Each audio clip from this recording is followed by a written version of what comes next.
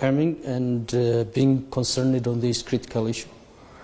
Green mobility means every transport service which depends on the renewable energy, environmentally friendly and also societally healthy mode of transport. Mostly green mobility, mostly aligned with the electric mobility. Most of vehicles who are utilize electric power, source of power, hydropower, but the combination and the definition, the combination of vehicles could be different. Under electric vehicles, we have different categories of vehicles like hybrid, range extended, full plug-in, and different vehicles, but mostly green mobility refer to electric mobility, but other components are there also, hydrogen vehicles, and also currently we also are considering to implement CNG vehicles. It's also related with a green source of energy, but some it's emitting gas.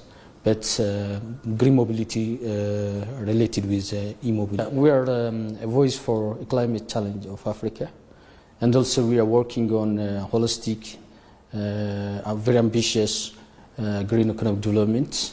Our green legacy is a famous initiative, which is led by our Prime Minister, and also we are planting billions of seedlings per year. And also every developmental endeavors on ground is are focused to make environment not harming environment. Right. We are trying to tackle environmental challenge with our practice, like planting seedlings, and also introducing e-mobility or green mobility, green transport. Transport by itself emanates high volume of carbon dioxide to environment, and also it has its own negative impact to harm our environment. So reducing or shifting this negative part from transport by itself is part of our grand green development endeavor, and also our green legacy initiatives. Africa, we are a leading nation in green mobility implementation. This leading role comes from bold commitment from the government, political backup. As you know, starting from 2024, we banned the internal combustion engine vehicles, especially from automobiles. Now we are scaling up that banning scope to light vehicles and also other segments. And also our government introduced different strategies to lead this green mobility implementation, like we have environmentally resilient transport strategy, and also currently we approved our national electric vehicles implementation strategy from 2025 to 2030, which is really aligned with an African agenda and also the Vienna Convention. And also our government are introducing different incentive policy or strategies on ground to attract green mobility implementation, like tax exemptions. And also we are introducing plates, we are changing plates, and we dedicate green plate for EV users. And also they will give on ground some sorts of attractive treatment, like discount on public charging stations and giving priority on highways, and so on and so on. So non-financial and financial incentive packages are there, and also we are considering the financial and also insurance companies' engagement on this sector to make sustainable implementation on ground. And further, we wanted to be part of carbon finance to finance the challenges and also the implementation, the utilizers on ground. We wanted to have our own stake on carbon financing. We are dealing with an international organization like Indian Climate Fund, and also we are working with World Bank too. So these government proactive decisions and also bold policy backup, and also the attractive policy incentive packages makes our e-mobility implementation very leading in Africa. Currently, we becomes the forefront runner in this implementation. Like Europe in total have 7 to 8% of EV implementation from their stock. This is the total average implementation of Europe. But under Europe, there is the nations who reached 98%, 90% of implementation. Like in Norway, becomes a leading nation, and 99% now becomes EV.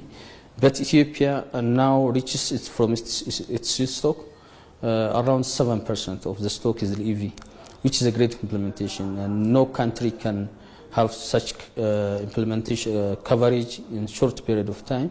And also we are shifting our assemblies scope. No one will continue with the assembly of conventional vehicles. We gave them circular, and everyone are shifting its assembly factory scope to EV assembly, from two-wheelers to city bus and heavy-duty trucks. So our strategy is in between, holistic, and also the leading in every criteria. We have different standards, strategies, and also practical government incentive package. Let's also talk about some of the contributions of green mobility, be it economically or social-culturally in Ethiopia toward its overall development and growth trajectory. So could you walk me through some of the contributions of green mobility toward Ethiopia's overall growth trajectory? Yeah, the first, state expenditure will be reduced. We will get a relief from huge amount of expenditure, or we're spending about 6.4, sometimes 5.6, sometimes 4.6 billion USD for fossil fuel import. This amount of money by itself can build huge projects on ground other areas. So we will get a relief from this kind of huge expenditure, and also we will tackle environmental challenges like emission from vehicles, and also we can avoid noise emission, noise pollution from our cities like Addis Ababa, and also our individuals, our end users, private expenditure will be reduced, because when we utilize electric vehicles for 5 years, if we utilize it very well mannered, for 5 years there is no maintenance cost, and also the charging rate is very low related to fossil fuel or foil. So our individuals, utilizers or end users expenditure, private expenditure will be reduced. In combination, state expenditure will be reduced, and also will be fulfilled our climate change challenges on our transport and logistics sector, and also will gradually want to escape from this kind of dependency, energy dependency. Transport and logistics is a very critical sector. It's an enabler for every sector, every mobility, every economic connectivity. So this kind of critical sector shouldn't be dependent on uncertain routes of logistics. This importation comes from an uncertain routes. You know, we mobilize it through Red Sea. That area becomes uncertain, and different actors' interests are there. So we couldn't be depend on such kinds of uncertain scenario. We are a big nation, and also this is a very critical sector. Our economy is boosting up or increasing in increasing rates, and also our population demand is very increasing. So this critical sector should be escaped from such kinds of dependency, because we have an abundant renewable energy resources like hydro, wind, solar, now energy. So we have diversified capability of energy. So our focus is to become self-resource utilization, and also energy sufficient. Energy sovereignty is our great ultimate goal to be achieved through this effort. Interesting. Building on that, sir, as you know, there have been different enabling conditions and environment for Ethiopia to practically start implementing green mobility. Could you walk me through some of the enabling conditions in Ethiopia that foster green transformation in the country in particular and the region in general? Enabling environment, great question. First, there is a policy clarity. We have a bold, clear policy, and also the proactive government decision is there. Our private sector response is very attractive, and also now we have also an academic institution engagement. So based on this enabling policy backup, the implementation will be achieved easily as we want. The second one is the world direction becomes e-mobility or green mobility. Most of developing nations are shifting their transport focus to green mobility because the energy politics, fossil fuel politics, and also environmental advocacy is becoming so convincing now. Climate challenge is one of the enabling area for this strive on ground. So the fourth one I can mention is our institutional synergy. I mentioned we approved our national EV implementation strategy 2025 to 2030. Under that strategy, we identified or we linked more than 18 federal institutions, including ministries and also affiliated institutions. Those institutions have their own role, and also they take the responsibility boldly and they submit their specific cluster-based plan. So we create some sorts of a different collaboration and synergy on this strategic endeavor. So that's a great thing that can create us confidence on this strategic strive. So the fifth one is we have standards on this area, EV standards, station standards, and also last year we approved our emission standard, which is compulsory. So the strategic clarity is there, standardization is there, institutional synergy and collaboration is there, and the government bold and proactive decision is there. So we have, I mentioned earlier, we have energy resource like renewable energy source. So these all things can make this strategy very sustainable and also easily implemented. Moving on from there, I think Ethiopia is making important strides toward green mobility, and I personally believe that other African countries can learn from this amazing initiative. So could you tell me some of the lessons that other African countries can draw from Ethiopia's move toward green mobility and green development? Yeah, e-mobility, when you think to implement e-mobility or when you think about shifting from conventional to e-mobility, the first thing you have to make is a political landscape should be clear. And also you have to stick on your decisions. When we make a decision on banning IC engine, we suffered from different actors. We get a response and a challenge from different continental, international, and also our government and also national institutions. The people want to stay there with the conventional vehicles, but the country is making deciding its future.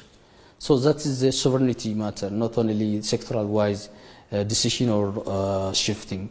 So when you make such kinds of shifting, you have to have a strong, clear, and also resilient political backup or political decisions, and also strategic clarity. So that's one. The first thing should be clear. The second one is this kinds of shifting needs very attractive incentive package and responses.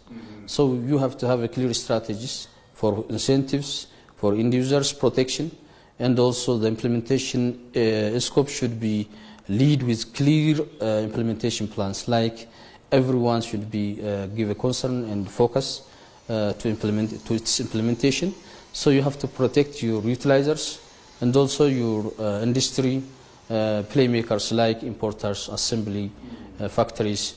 They will stay there. So when you come up with shifting, you have to convince them, and also you have to protect them.